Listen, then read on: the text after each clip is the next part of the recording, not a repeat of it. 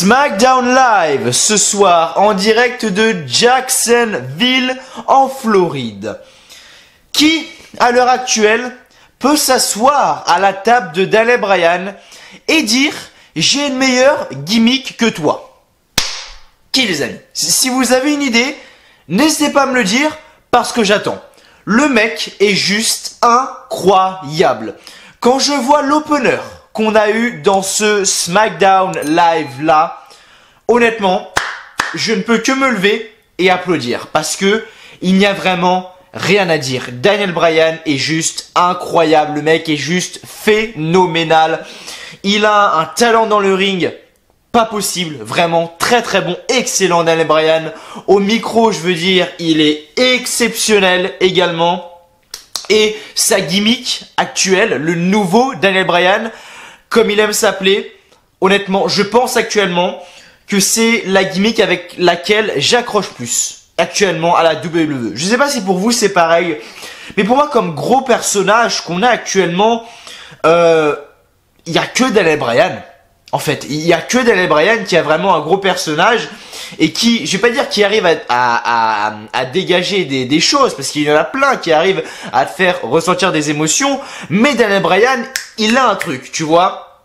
Et quand ce soir, j'allume mon PC, que je décide d'appuyer sur play pour regarder finalement, eh bien, SmackDown Live, et qu'on commence directement dans les backstage et qu'on voit, enfin non, qu'on commence directement, non même pas dans les backstage, dans le building, donc dans l'arène justement.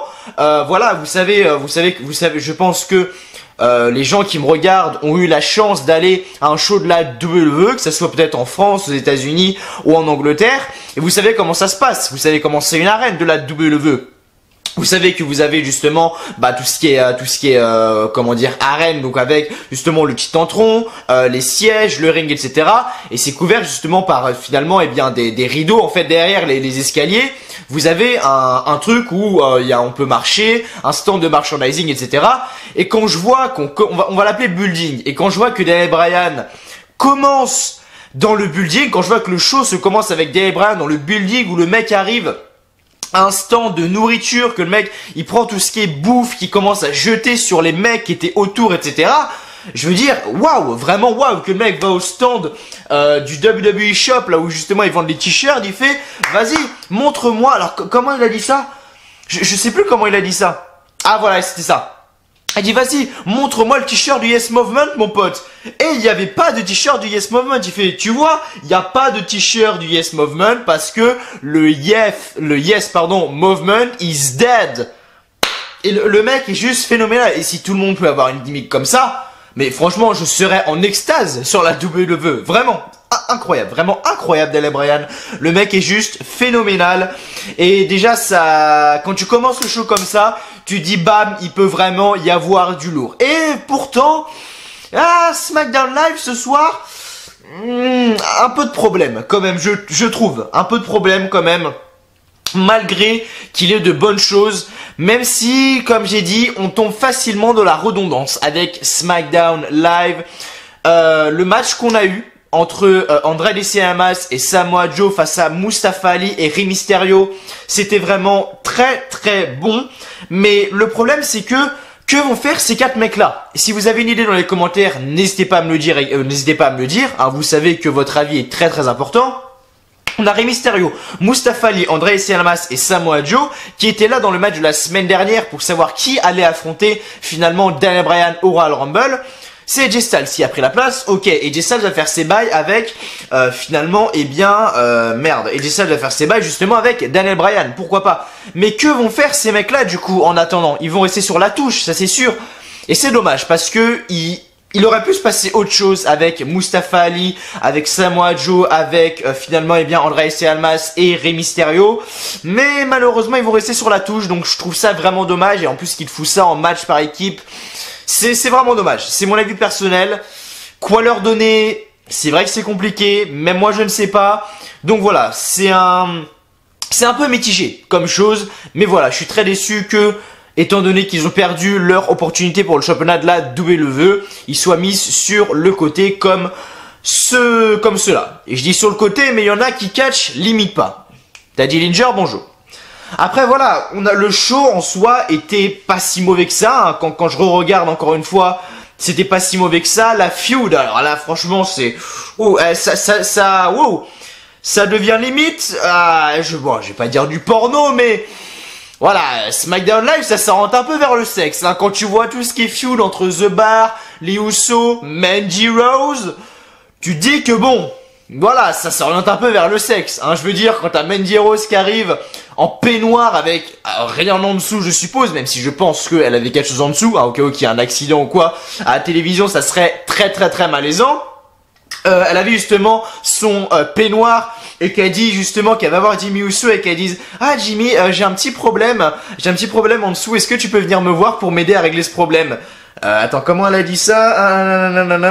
Voilà, Mandy Rose demande à Jimmy Uso de venir l'aider car elle croit avoir oublié son t-shirt dans sa chambre alors que elle était en peignoir justement. Ah, ça devient intéressant. C'est la feud limite où je suis le plus investi dedans. Tu vois, Mandy Rose, ce qui va se passer avec Jimmy Uso, Mandy Rose et tout, c'est la feud où je suis limite le plus intéressé. Tu vois ce que je veux dire? Non mais franchement, c'est pas mal. Moi, j'aime beaucoup cette feud. C'est peut-être des trucs à la con, mais j'aime bien. Donc bon, pourquoi pas? Mais après on tombe vite dans la redondance, je veux dire, on a encore eu un match entre les Usos et The Bar. Après on a eu encore une fois, donc là on a eu Rusev qui a fait une promo. Donc à mon avis la rivalité entre Shinsuke Nakamura et Rusev va continuer. Pourquoi? Le match on l'a déjà vu à Crown Jewel, on l'a déjà vu à... Où c'est qu'on l'a déjà vu déjà? On l'a déjà vu justement quand Rusev a gagné les États-Unis. Nakamura est un échec de toute façon, on sait très bien que Nakamura a été pour moi le pire champion des États-Unis de l'année 2018. Donc pourquoi lui redonner le titre en 2019 alors qu'il n'a strictement rien fait? Où est la logique? Je ne sais pas. Un énorme échec, donc je vois pas pourquoi ils continuent cette feud de merde entre Rusev et Nakamura. Mais bon, ils veulent le faire, tant mieux. Ils le font, ils font ce qu'ils veulent de toute façon. Nous les fans, on ferme notre gueule. Même si ils nous écoutent un peu plus en ce moment. Après, Miz, Shane McMahon également, je veux dire... Qu'est-ce qui se passe? Encore une fois, les mecs, maintenant on les appelle The Best Team in the World. Parce qu'on avait le Miz qui était dans la finale finalement pour cette coupe de Crown Jewel à la con là, pour savoir qui allait être le meilleur du monde, que Shane McMahon a remporté. Donc The Miz dit on est finaliste et Shane McMahon l'a remporté. Donc c'est The Best Team in the World. Regarde Undisputed Era à NXT. Regarde Sanity à SmackDown. Même si... Sanity, c'est plus ce que c'était. Regarde The Revival lorsque c'était NXT. Regarde The Ascension avant de parler de The Best Team in the World. Donc bref, c'est très redondant. Il y a un main event féminin. Encore une fois, les femmes qui sont dans le main event, ça fait plaisir. À mon avis, c'est pas Raw que tu vas voir ça, sauf Sita, des Nia Jax, Tamina, enfin bref, des bails chelous là. Mais voilà, là on a un très bon match de catch féminin. Becky Lynch, Carmella, Charlotte. Et Carmella m'a impressionné. Honnêtement, Carmella m'a impressionné. Je veux dire, bon, certes, elle gueule encore dans tous les sens, etc. Ça c'est pas réglé. Mais j'ai l'impression que Carmella, elle est beaucoup plus à l'aise quand elle a deux gros noms à côté d'elle. Parce que Carmella, elle peut bien évidemment qu'évoluer. Et j'ai l'impression qu'elle fait des meilleurs matchs quand elle a deux gros noms à côté d'elle. Comme par exemple Charlotte Flair et Becky Lynch. Que quand elle est tout seule et qu'elle fait un match, par exemple, je sais pas, contre Naomi, par exemple. Je prends un exemple tout con, mais contre Naomi. Je trouve. Après, c'est mon avis personnel. Mais voilà, en tout cas, Carmella devrait pour moi se trouver une partenaire. Après ça c'est mon avis personnel parce que voilà, on me dit souvent, on m'a posé beaucoup de fois la question, Mathieu, donc là j'ai fini en gros de résumer un peu le show, mais voilà, maintenant je vais répondre à la question, Mathieu, qu'est-ce que tu penses de ces titres par équipe? Car oui, j'ai arrêté les vidéos pendant 2 semaines et j'ai pas eu le temps justement de vous donner mon avis finalement sur cette annonce de Vince McMahon qui annonce les titres par équipe féminins. Donc qu'est-ce que j'en pense personnellement? Je pense honnêtement que c'est une bonne chose. Voilà, je pense que c'est une bonne chose. Mais, attention mais, il y a un point quand même qu'il faut souligner. Je pense que c'est une bonne chose uniquement s'ils font justement les ceintures, donc 2 ceintures, donc logique, pour Raw et SmackDown. C'est-à-dire que par exemple, on a les titres par équipe, si par exemple les championnes sont de Raw, on n'a pas de titre par équipe féminin à SmackDown. Et si les championnes féminines, les championnes par équipe féminine sont à SmackDown, on n'a pas de championne féminine à Raw. Par équipe féminine à Raw. Est-ce que vous me suivez un petit peu? En gros, si les titres par équipe féminin sont à SmackDown, on n'en a pas à Raw. Et en gros, voilà. Moi, je pense que c'est une bonne chose si ils font ça comme ça. C'est-à-dire que par exemple, on a, je sais pas, Peyton Royce et Billie Kay qui sont championnes à SmackDown. On a justement les filles de SmackDown, enfin les équipes féminines de SmackDown qui se battent ensemble, mais également les femmes de Raw qui se battent justement et qui entament des feuds justement avec The Iconics, donc Peyton Royce et Billie Kay, pour avoir justement une chance pour les titres par équipe féminin pour les titres féminins tout court. Parce que ce sera ni à SmackDown ni à Raw. Je sais pas si vous me suivez. Je pense que c'est une bonne chose s'ils font ça. Par contre, s'ils font des titres féminins à Raw et à SmackDown, là pour moi ça va poser problème parce que déjà qu'ils ont vraiment beaucoup de mal à booker la division féminine à Raw. Je parle bien à Raw parce que pour moi SmackDown, franchement, ça va, il n'y a pas à se plaindre. Mais quand je vois comment ils bookent la division féminine à Raw, ah, ça fait peur de voir qu'ils vont justement se rajouter un poids sur les épaules parce que oui, quand tu crées de nouveaux titres, etc., forcément c'est une nouvelle rivalité, une nouvelle feud, nouvelle gimmick, etc., face turn, heel turn, bref, faut réfléchir, donc c'est un poids en plus sur les épaules. Donc qu'est-ce que je pense de ça? Je suis assez mitigé, mais à mon avis, s'ils font les titres par équipe féminin uniquement à Raw ou uniquement à SmackDown, je pense que c'est vraiment une bonne chose. J'ai résumé en gros SmackDown Live, les amis. Cette vidéo devait sortir hier soir à la place de la review de Raw qui est sortie hier soir à la place parce que, voilà, à la base, la review de Raw devait sortir mardi soir, hein, comme avant. Mais mardi soir, je rentre chez moi, comme vous le savez, je vous ai un petit peu raconté mon histoire. Je tourne ma vidéo tranquillement, je fais le montage. Et il faut savoir que j'ai acheté ma nouvelle caméra. Mon micro, mon trépied, etc. Pourquoi pas? Très très bien d'ailleurs. Et j'achète tout, etc. Et je fais le montage. Et en fait, il faut savoir que, je sais pas pourquoi, mais au bout de 20 minutes et 20 secondes, si je dis pas de bêtises, ma vidéo se coupe automatiquement. Et je suis obligé en fait d'appuyer sur le bouton de la caméra pour en relancer une autre. Donc en fait, ça fait des cuts à chaque fois au bout de 20 minutes 20. Alors pourquoi est-ce que ça fait ça? I don't know. Je sais pas du tout. Et en fait, ce qui s'est passé, c'est que du coup, j'ai fait le montage. Donc en gros, j'avais fait le montage tranquillement. Et du coup, je dois régler le son à chaque fois pour les chaque vidéo. Donc hier, il y en avait 4, étant donné que la vidéo, je l'ai fait en 4 parties. Donc je devais régler le son de la première vidéo, de la deuxième, la troisième et la quatrième. Juste pour ma caméra, tu vois. Et donc je commence à faire le rendu et tout. Et je m'étais pas rendu compte qu'en fait, sur le deuxième fichier, donc la deuxième vidéo, j'avais oublié d'activer le son. Parce que il faut savoir que dès que je fais le rendu, je mets dans mon logiciel pour justement réduire la taille du fichier pour upload plus rapidement sur YouTube. Et boum, j'upload sur YouTube. Je regarde très peu ce que ça rend en fait. Et hier, j'ai fait le con, j'aurais dû le faire parce que j'ai regardé qu'en fait sur le fichier, sur la deuxième vidéo, j'avais oublié d'activer le son. Et quand j'ai regardé ça, j'ai fait comme ça, j'ai fait putain de merde, qu'est-ce que je suis con. Qu'est-ce que je suis con, vraiment. Et donc voilà, c'est vraiment dommage. Du coup, cette vidéo là devait sortir hier. Et la review de Raw devait sortir donc avant-hier. Mais elle sort donc aujourd'hui en ce jeudi. Voilà, c'est en ce jeudi 10 janvier 2019. Donc voilà, j'espère que ça ne vous dérange pas. J'ai beaucoup discuté hier dans la review de Raw. Voilà, j'ai parlé pendant très longtemps. Voilà, j'ai parlé pendant à peu près 27 minutes de tout ce qui était la bonne année, de tout ce qui était, tout ce qui était bonne année, ce qu'on allait faire sur la chaîne, etc. Comme quoi, par exemple, j'ai ouvert un compte PayPal. D'ailleurs, pour ceux qui me parlent sur la review de Raw hier. Déjà, je vous invite à aller la voir. Et deuxièmement, je me suis créé un compte PayPal si vous souhaitez me faire un don, les amis. Voilà. Je rappelle que si vous faites un don, vraiment merci à vous, les amis. Voilà, ça fait vraiment extrêmement plaisir. Je rappelle que si vous me faites un don, déjà, ça sera pour améliorer pour améliorer la qualité des vidéos de la chaîne. Voilà. Voilà, pour me récompenser parce qu'à chaque fois que vous regardez une vidéo, je ne touche pas d'argent. Voilà, ma chaîne n'est pas monétisée. Donc à chaque fois que vous regardez une vidéo, je touche 0 centime. Donc du coup, voilà, si vous voulez, je sais pas moi, me récompenser, m'aider ou quoi, voilà, allez sur PayPal, faites-moi un petit don. Je ne vous oblige en rien, sachez-le. Je ne vous force pas du tout. Mais voilà, si vous voulez le faire, ça permet d'améliorer la qualité des vidéos de la chaîne et vous offrir des cadeaux. Voilà, j'espère faire plusieurs concours dans l'année grâce à ces fameux dons. Donc voilà, merci à vous si vous me faites un don. Mouah. Donc bref, j'ai plus grand chose à dire. Les amis. Voilà, on est là, on est posé tranquillement. Je veux dire SmackDown Live, un show pour moi que je note à 12 sur 20. C'est pas fou comparé au dernier SmackDown Live que j'aurais noté aux alentours de 14-15 pour être honnête avec vous parce que Voilà, quand je vais regarder. On a l'opener avec Daniel Bryan dans le building, très très bon, qu'on va s'écouter d'ailleurs. Ça, on va se l'écouter parce que je vais le revisionner parce que franchement, allez voir ce segment. Si vous n'avez pas vu ce segment, waouh, magnifique. Donc le show commence justement avec Daniel Bryan justement dans le building. On a un match ensuite entre Daniel Bryan et R-Truth, pourquoi pas. Rey Mysterio et Mustafa Ali ensuite contre Andrade Cien Almas et Samoa Joe. Pourquoi pas, comme j'ai dit, c'est dommage que ces mecs-là vont faire des matchs par équipe toutes les semaines jusqu'au Royal Rumble maintenant. Et je dis ça, j'en suis quasiment sûr. Donc, je suis pas vraiment satisfait. Ensuite, on a tout ce qui est The Miz et Shane McMahon. Enfin bref, le truc complètement nul à chier.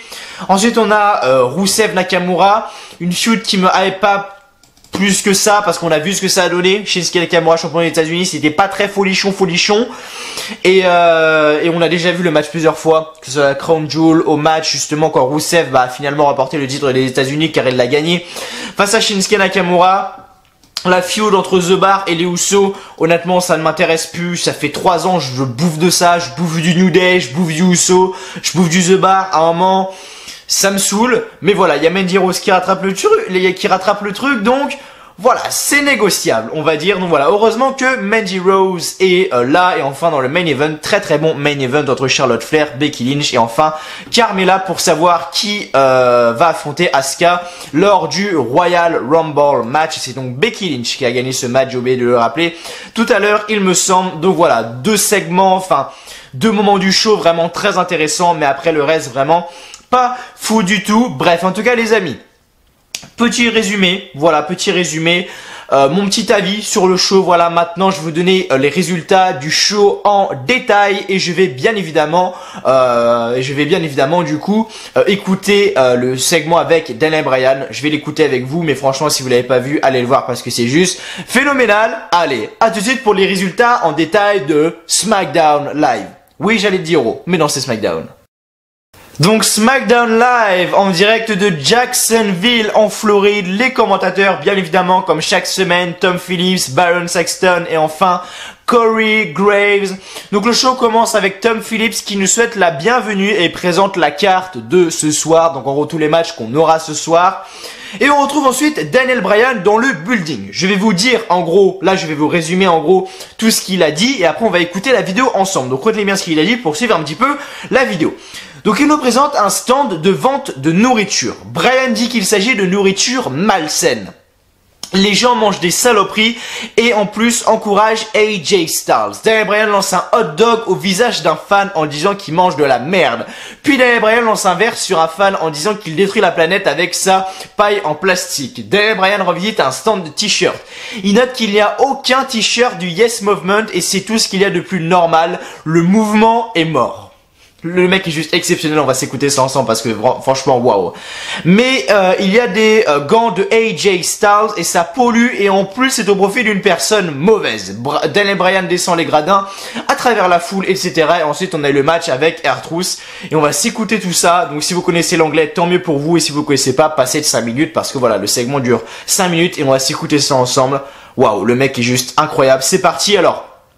Je sais pas si on va bien entendre, si mon micro va bien capter ou quoi, c'est la première fois que je le fais. Donc voilà, il y a une première fois à tout, des fois ça marche, des fois ça marche pas. Espérons que ça marche, on va voir ça tout de suite. Bref, on est parti pour le segment avec Daniel Bryan. Ah putain. Allez.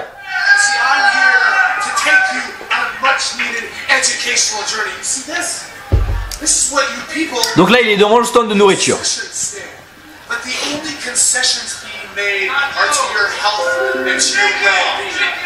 I mean, look at yourselves. Look at the people next.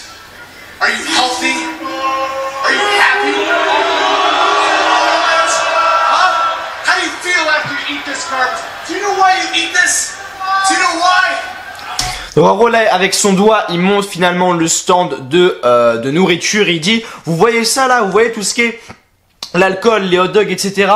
C'est de la merde ce que vous bouffez. Vous voyez ça, c'est de la merde ce que vous bouffez. Il est excellent. Because your lives are so empty and vacuous that you just shove candy, you shove popcorn down your throats, and that is why you cheer AJ Styles. AJ Styles is exactly like, he's exactly like this hot dog. Donc là, il y avait un fan qui était en train de bouffer son hot dog et Daniel Bryan lui a directement arraché les mains. He's exactly like this hot dog. You see them, they're choking down these toxic nitrates and chemicals the same way that they cheer. Donc il lui arrache le hot dog des mains. And when they do, what do? Do they leave it empty? Do they leave with something worthwhile? No, they leave it empty and they move on to something else. Et là, il lui balance le hot dog dans la gueule. Magnifique. Like an extra large serving of high fructose. Donc là, il y avait un mec qui avait un soda et il prend justement le soda du gars. In a plastic cup that's choking the Et en fait, c'est du plastique, les verres. Et Daniel Bryan fait, regarde ton plastique. Ton plastique qui pollue la terre. Et là, il lui jette justement le gobelet rempli de coca à la gueule.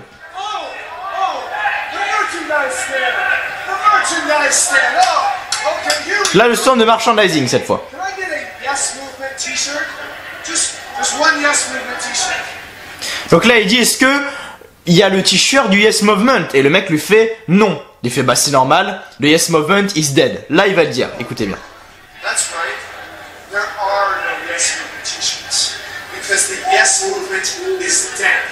Je sais pas si vous avez entendu. Killed it. And one of the reasons I killed it because I don't want to fill the earth with this toxic garbage. Oh, but look. Donc là, on a les casquettes John Cena, AJ Styles, des gants AJ Styles. AJ Styles t-shirts, AJ Styles gloves.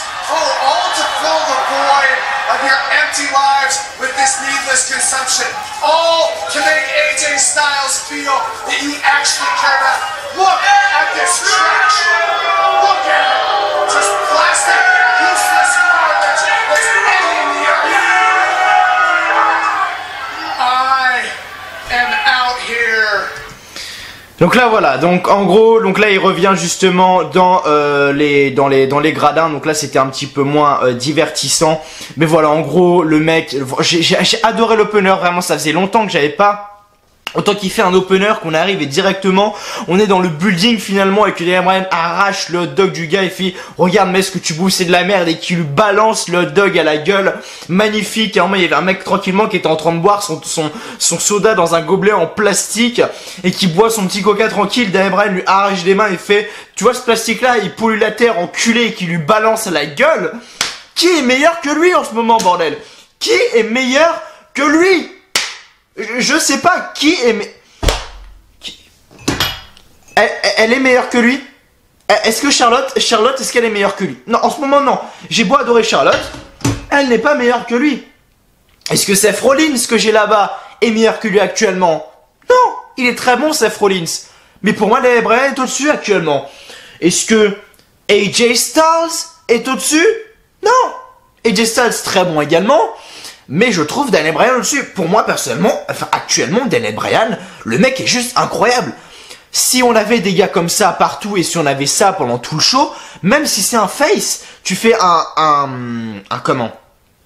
une gimmick de la sorte, mais avec une superstar face, t'as tout gagné. Ah bah tes audiences, elles sont plus à 1,8 million là. Ah non, elles seront plus à 1,8 million là. Elles vont très très vite remonter. Bref. Daniel Bryan, juste phénoménal, vraiment. J'ai résumé un peu tout ce qu'il a dit, vraiment. Il est juste incroyable, le gars. Et après, en plus, il nous fait vraiment un match de qualité face à R-Truth. Voilà, Daniel Bryan gagne le match en lui faisant un running knee pour le compte de 3. Donc voilà, Daniel Bryan gagne ce match. Et ce qui s'est passé après, c'était également un peu plus intéressant.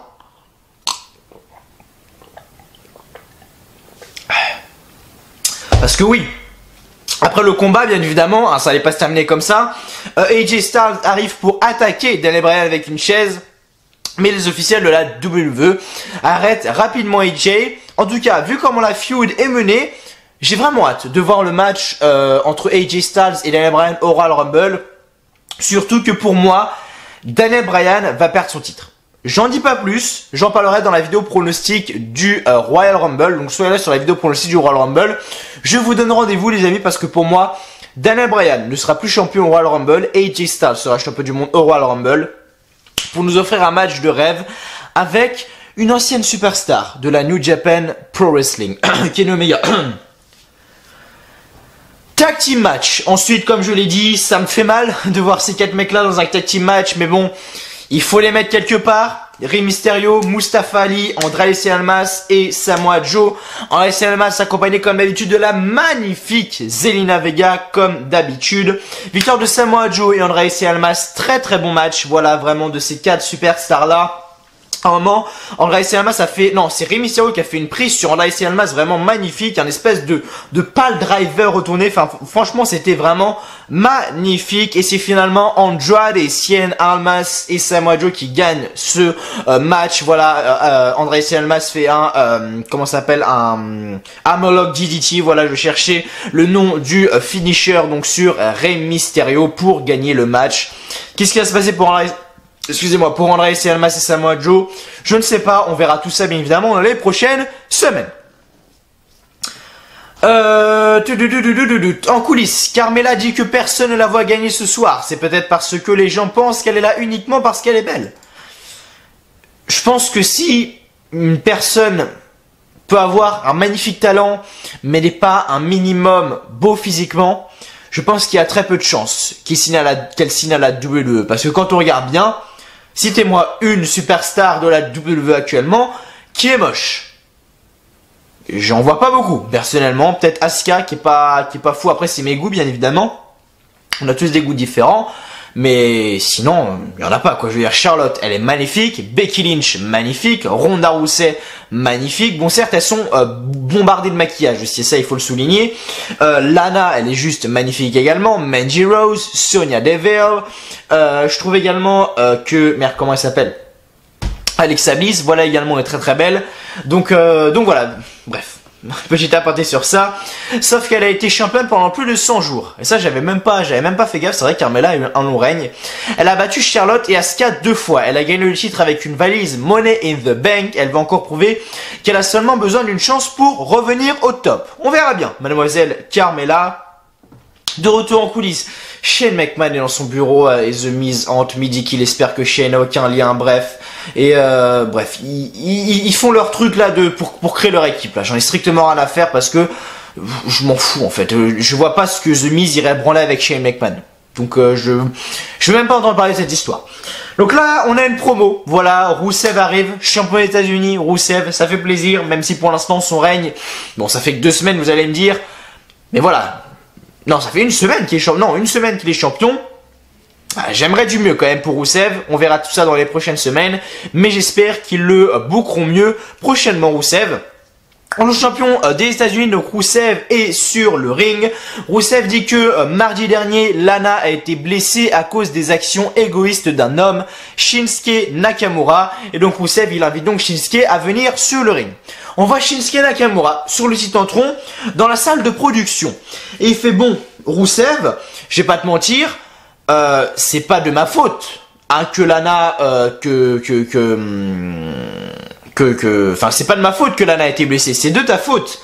Et effectivement, ça peut laisser penser que c'est de la faute à Rusev, parce que quand on regarde bien, Shinsuke Nakamura avait justement Lana sur le dos, et c'est Rusev qui a mis un énorme match kick dans la gueule à Nakamura pour faire tomber justement Shinsuke Nakamura, plus Lana qui était sur son dos. Alors qu'il n'y avait rien de mal en soi, Lana était juste accrochée au dos de Nakamura, Nakamura ne pouvait rien faire, ça n'aurait rien fait aux deux. Mais Rusev a voulu mettre un match kick pour justement faire tomber Nakamura et Lana. Donc voilà, c'est vrai. Donc Nakamura dit que Rusev est celui qui a brisé Lana. Donc Rusev directement va en coulisses et ensuite justement ils se battent tous les deux, voilà. Donc ils sortent bien évidemment les blocs les gros blocs en métal là, ils se les jettent sur la gueule, etc. Et donc voilà, donc les officiels arrivent pour arrêter Shinsuke Nakamura qui était vraiment en train de maltraiter Rusev et ça fait un petit peu peur quand même.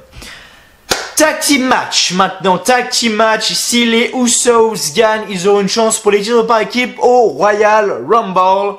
The Bar, Cesaro et Sheamus, les champions contre les Usos, Jimmy et Jay. Donc voilà, match qui se déroule tranquillement.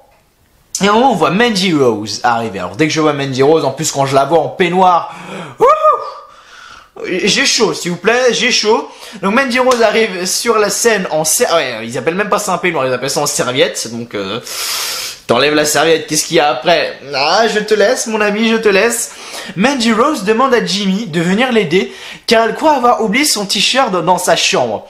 Sauf que Cesaro, bien évidemment, en profite pour pousser Jimmy en bas du ring et fait son neutralizer sur Jay pour le compte de 3. Donc voilà, le The Bar donc gagne le match. Rien de spécial juste après. Mandy Rose se casse, le Miz arrive et il prend un énorme Brock kick.